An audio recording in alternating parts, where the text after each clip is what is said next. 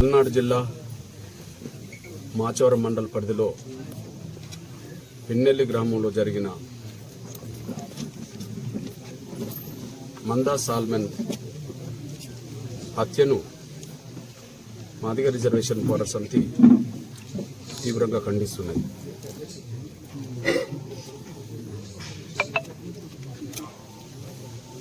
అదే సమయంలో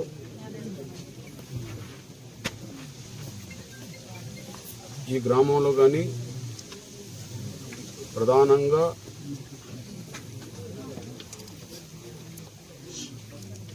ఈ గురిజాల నియోజకవర్గంలో కానీ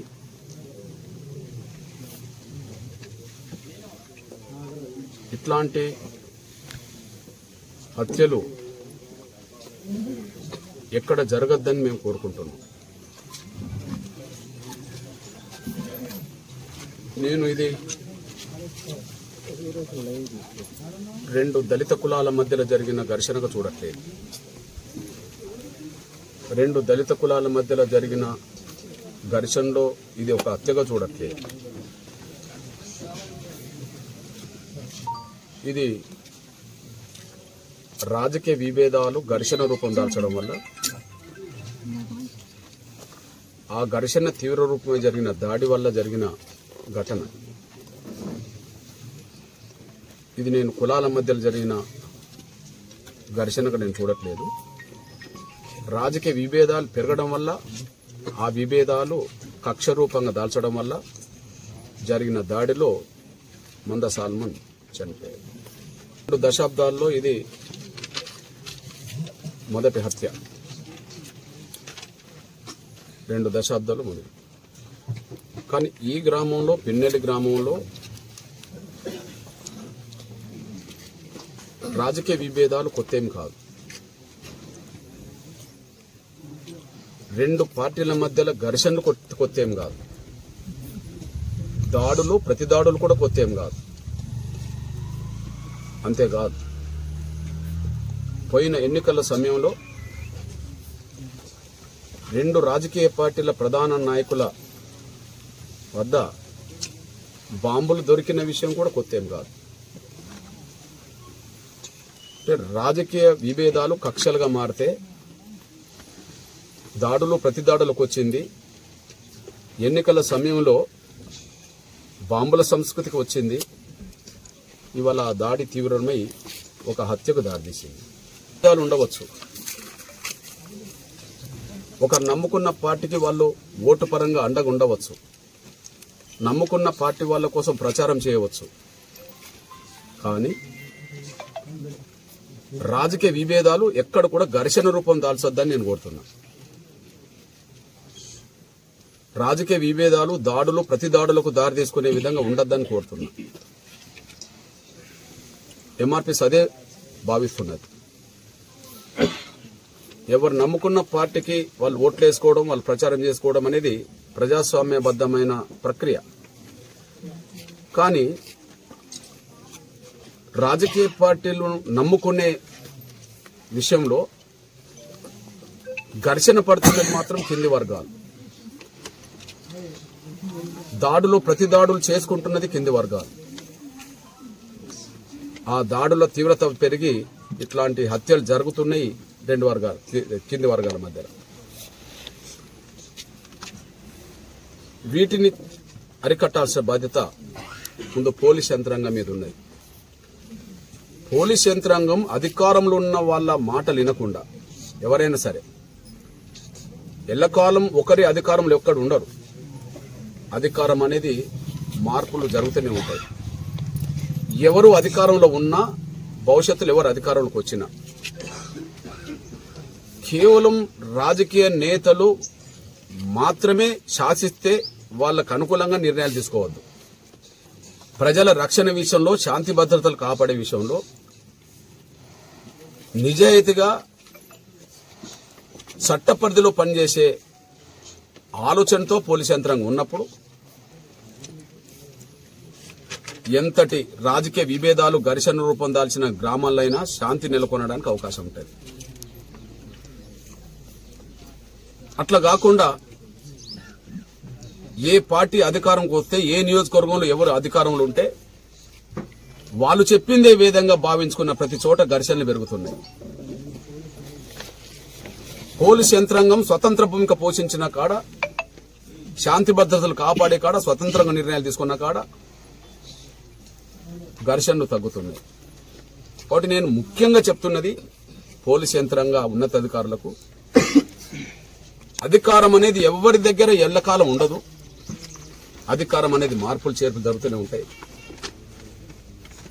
ఎంఆర్పీఎస్ ఆవిర్భావం కంటే ముందు ఇప్పటి వరకు జరిగిన 30 ఏళ్ల ప్రయాణంలో అధికారంలో వచ్చారు, పోయిన వాళ్ళు చాలా మంది ఉన్నారు, మరి అధికారం ఉన్న వాళ్ళు ఉండవచ్చు. రేపు ఈ అధికారం కూడా ఎప్పుడు కూడా ఎవరికి శాశ్వతం కాదు.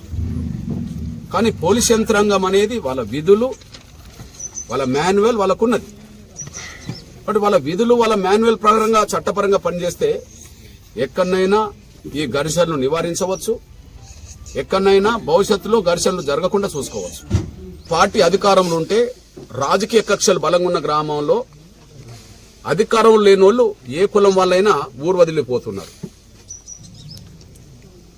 ముఖ్యంగా ఈ నియోజకవర్గం మాచర్ల నియోజకవర్గం. టీడీపీ అధికారంలో ఉన్నప్పుడు వైసీపీ వాళ్ళు గ్రామాలు వదులుతుండ్రు, వైసీపీ అధికారం ఉన్నప్పుడు టీడీపీ వాళ్ళు గ్రామాలు వదులుతుండ్రు. కానీ రాయలసీమలో ఫ్రాక్షనిజం తగ్గుతున్నది, రాయలసీమలో ఫ్రాక్షనిజం తగ్గుతున్నది. కానీ ఫ్రాక్షనిజం లాంటి మనస్తత్వం గురజాల అంటూ మాచర్ల నియోజకవర్గంలో కొనసాగుతున్నది. ఈ రాష్ట్రానికి ముఖ్యమంత్రిగా ఉన్న గౌరవ చంద్రబాబు నాయుడు గారి రాయలసీమే, ప్రతిపక్ష నాయకుడిగా ఉండబడే గౌరవ వైఎస్ జగన్మోహన్ రెడ్డి గారి రాయలసీమే. వీళ్ళిద్దరూ అధికారం కోసం మాత్రమే రాజకీయ పోరాటం చేస్తున్నారు. వీరిద్దరూ అధికారం కోసం మాత్రమే రాజకీయ పోరాటం చేస్తున్నారు. వాళ్ళిద్దరు కొట్టుకోవట్లేదు, వాళ్ళిద్దరు ఒకరి మీద ఒకరు దాడులు చేసుకోవట్లేదు, వాళ్ళిద్దరు ఒకరినొకరు సంపుకునే ప్రయత్నం చేస్తలేరు. కానీ రాయలసీమ నుంచి అధికార పక్షం ప్రతిపక్షం ఉంటది, అక్కడ మాత్రం దాడులు బాంబులు వేసుకునే సంస్కృతి తగ్గుతుంది. గురజాలలో మాచర్లలో మాత్రం పెరుగుతుంది. ఈ దాడులు ప్రతి దాడుల్లో ఎక్కడ చూసినా కూడా పేద వర్గాలే బలవుతుంది. మన పేద వర్గాల చేతిలోనే పేద వర్గాలు బలవుతుంది. రాజకీయ విభేదాలు ఘర్షణ రూపం దాల్చిన ప్రతి చోట పేద వర్గాలు బలవుతుండ్రు, పేద వర్గాల చేతిలోనే పేద వర్గాలు బలవుతుండ్రు. అందుకు లేటెస్ట్ మందా సాల్మన్ హత్య. ఇక్కడ ప్రస్తుతం ఎమ్మెల్యే గెలిచింది, ఇంతకుముందు ఎమ్మెల్యేగా ఉన్నది ఆడ అధికార ప్రతిపక్షం సంబంధించిన వాళ్ళు, ఒకరు చంద్రబాబు నాయుడు, ఒకరు జగన్మోహన్ రెడ్డి. ఇక్కడ అధికార పక్షం సంబంధించిన వాళ్ళు ఒకరు శ్రీనివాసరావు లేదా మహేశ్వర్ రెడ్డి. అర్థమైంది అనుకుంటా మీకు. ఇక్కడ వీళ్ళిద్దరు ప్రత్యక్షంగా ఎదురుదాడి చేసుకోరు, ఆడ ప్రత్యక్షంగా ఇద్దరు ఎవరు ఎక్కడ ఎదురుదాడి చేసుకోరు. ఇక్కడ మాత్రం వాళ్ళు నమ్ముకున్న వాళ్ళు మాత్రం కత్తులు పట్టుకోవాలి, కటార్లు పట్టుకోవాలి, బాంబులు పట్టుకోవాలి. వాళ్ళ కోసం ఇక్కడ మాత్రం వాళ్ళు నమ్ముకున్న వాళ్ళు మాత్రం కత్తులు పట్టుకోవాలి, కటార్లు పట్టుకోవాలి, బాంబులు పట్టుకోవాలి. వాళ్ళ కోసం వీళ్ళు చచ్చిపోవాలి, వాళ్ళ కోసం వీళ్ళు జైలుకి వెళ్ళాలి. ఒకరు చచ్చిపోయేట వాళ్ళు అవుతాండ్రు, ఒకరు జైలుకి వెళ్ళేట అవుతుండ్రు. వాళ్ళు మాత్రం ఉంటే అధికారం ఉంటుండ్రు, లేదా ప్రతిపక్షం ఉంటుండ్రు. ఇక నేను ఎస్పీ గారికి, కలెక్టర్ గారికి ప్రధానంగా ఈ 2 నియోజకవర్గాలు విజ్ఞప్తి చేస్తున్నాను. నేను ఏది గురజాల అండ్ మాచర్ల నియోజకవర్గం విజ్ఞప్తి చేస్తున్నాను. ఇంకెక్కడన్నా ఇట్లాంటి వివిధ నియోజకవర్గాలు 1-2 గ్రామాల్లో ఉన్నా కూడా అక్కడ కూడా విభేదాలు తగ్గించే విధంగా మోటివేషన్ కార్యక్రమం చేపట్టాలని నేను కోరుతున్నాను. ఇక రెండోది, గ్రామాల్లో ఘర్షణ పడద్దని చెప్పి వీలైతే ఇద్దరు పెద్ద మనసు చేసుకొని ఒక వేదిక మీద నుంచి ప్రకటన చేయాలి. ఇక్కడ ఎమ్మెల్యే, మాజీ ఎమ్మెల్యే, మేము గెలిచినా ఓడినా మేమే కదా. ఇవాళ గెలిచినైనా మొన్న ఓడినైనా, ఓకే, మొన్న గెలిచినైనా ఇవాళ ఓడినైనా.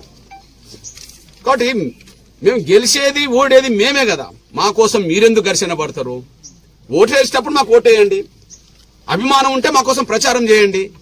అంతేగాని మా కోసం మీరు ఘర్షణ పడద్దు, మా కోసం మీరు కక్షలు పెట్టుకోవద్దు, మా కోసం మీరు కత్తులు రాడ్లు పట్టద్దు.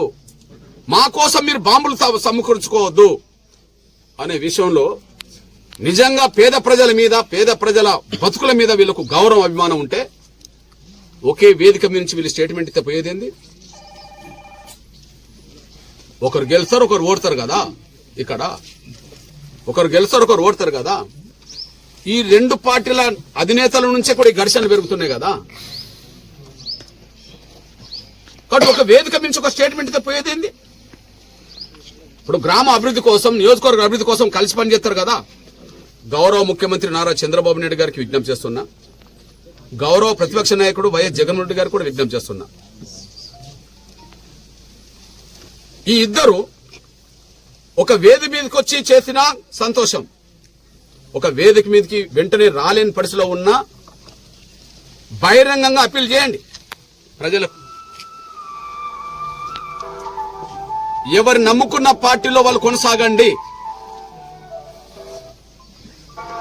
ఏ పార్టీ మీద అభిమానం ఉంటే ఆ పార్టీకి ప్రచారం చేసుకోండి. ఏ పార్టీ మీద అభిమానం ఉంటే వాళ్లకు ఓటేయండి. కానీ ఎన్నికలు కౌంటింగ్ జరిగిన వెంటనే ఆ రాజకీయ కనీస విభేదాలు కూడా మర్చిపోండి. గెలిచినా ఓడినా గ్రామాల అభివృద్ధి కోసం అందరూ కలిసి పనిచేయండి అని చెప్పి, గెలిచినా ఓడినా గ్రామాల అభివృద్ధి కోసం సమిష్టిగా కలిసి పనిచేయండి అని చెప్పి, రాజకీయ కక్షలు, రాజకీయ విభేదాలు రాజకీయ కక్షలుగా మారకుండా చూసుకోండి. రాజకీయ కక్షలు ఒకరినొకరు దాడులు చేసుకునే సంస్కృతి రాకుండా చూసుకోండి.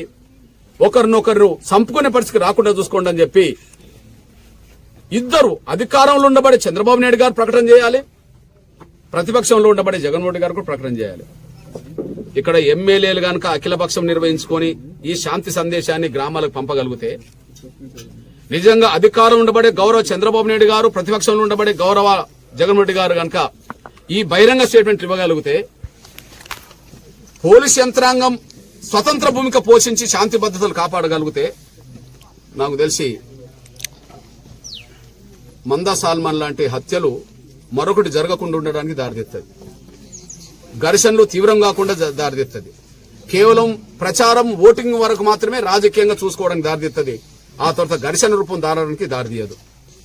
నేను నిజంగా తమ్ముడు సాల్మన్ సోదరుతో, అన్నోజీరావుతో ఇప్పుడు మాట్లాడాను. ఆయన ముందే స్టేట్మెంట్ ఇచ్చిండట.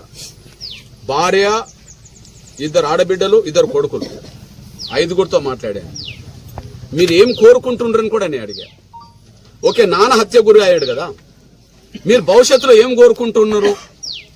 రేపు ఈ పార్టీ పోయి ఇంకో పార్టీ వచ్చిందనుకోండి, భవిష్యత్తులో మీరు ఏ నిర్ణయం తీసుకుంటారంటే, వాళ్ళు ఆత్మసాక్షిగా ఒకరినొకరు అందరు కలిసి మాట్లాడింది ఏంటంటే, రాజకీయ కక్షల వల్ల మా తండ్రిని మేము కోల్పోయాం, మా తండ్రి చంపబడ్డాడు, కానీ భవిష్యత్తులో మా ఊర్లో చుట్టుపక్కల ఎక్కడైనా సరే ఈ రాజకీయ కక్షల వల్ల మరొక్కరిని కోల్పోవద్దు, మరొక హత్య జరగద్దు, ఈ గ్రామం నుంచి మొదలుకుంటే ఎక్కడ కూడా జరగద్దు. మా తండ్రిని కోల్పోయిన బాధ మాకెంతున్నదో, రేపు ఇంకోటి తండ్రిని కోల్పోయినా కూడా అదే బాధ కుటుంబంలో ఉంటుంది. కనుక మేము ఎట్టి పరిస్థితుల్లో ప్రతీకారాన్ని కాదు, శాంతిని మాత్రమే కోరుకుంటున్నాం. ఈ పిన్నెల్లి గ్రామంలో మరో హత్య, మా నాన్నలాగా మరో హత్య గురిగా వద్దని చెప్పి మాత్రమే, ఇప్పుడే కాదు భవిష్యత్తులో కూడా మేము దానికి కట్టుబడి ఉంటామని చెప్పి ఒక పెద్ద మనసుతో వాళ్ళు మాట్లాడారు. చిన్న పిల్లలైనా పెద్ద మనసు చేసుకొని చాలా గొప్పగా మాట్లాడారు. నేను వాళ్ళని మనస్ఫూర్తిగా అభినందిస్తున్నాను. కేవలం వాళ్ళ బాధల్లో భాగస్వామ్యం కావడానికి మాత్రమే వచ్చాను, వాళ్ళ బాధల్లో భాగస్వామ్యం కావడానికి మాత్రమే వచ్చేసాను. కానీ వాళ్ళతో మాట్లాడిన తర్వాత వాళ్ళలో పెద్ద మనసు కూడా చూశాను. నేను వాళ్ళతో మాట్లాడిన తర్వాత వాళ్ళలో పెద్ద మనసు చూశాను. మా నాన్న హత్యే చివరి హత్య కావాలి ఈ గ్రామంలో. అది చాలా గొప్ప మాట. ఎవరైనా ఒక కుటుంబంలో ఒక మనిషి హత్య గురైన తర్వాత వాళ్ళ మనసులో ఎంత ఉన్నా కూడా వాళ్ళు ఖచ్చితంగా మా నాన్నను ఇట్లా చేసిన వాళ్ళను మేము వదిలిపెట్టామని మాట్లాడిన మాటలే ఎక్కువ ఉంటాయి. కానీ ఇక్కడ మా నాన్న హత్యే చివరిది కావాలి, ఇంకెప్పుడు కూడా ఇట్లాంటివి జరగొద్దని మేము కోరుకుంటున్నామని చెప్పి, నిజంగా మందా సాల్మన్ భార్య అదే చెప్పింది, ఇద్దరు కొడుకులు అదే చెప్పారు, ఇద్దరు ఆడబిడ్డలు అదే చెప్పారు, తమ్ముడు అన్నోజీరావు కూడా అదే చెప్పారు. ఆ విషయంలో నేను వాళ్ళని అభినందిస్తున్నా. కుటుంబాన్ని ఆదుకునే విధంగా నిర్ణయాలు తీసుకోవాలి. రాజకీయాలు చూడొద్దు, రాజకీయ విభేదాలు చూడొద్దు. రాజకీయాలు చూడొద్దు, రాజకీయ విభేదాలు చూడొద్దు. చంపబడ్డది ఒక పేద దళిత కుటుంబం బిడ్డ చంపబడ్డాడు. ఆ కుటుంబాన్ని ఆదుకునే దిశగా ఎంత వీలైతే అంత పెద్ద మొత్తంలో ఆదుకునే దిశగా ముఖ్యమంత్రి చొరవ తీసుకోవాలి, ముఖ్యమంత్రి ముందుకు రావాలి, ఇక్కడ ఎమ్మెల్యే చొరవ తీసుకోవాలి, కలెక్టర్ కూడా ఈ కుటుంబాన్ని ఆదుకునే దిశగా ముందుకు రావాలని చెప్పి నేను విజ్ఞప్తి చేస్తున్నా. నా విజ్ఞప్తిని పరిశీలిస్తారని చెప్పి ఆశిస్తున్నాను.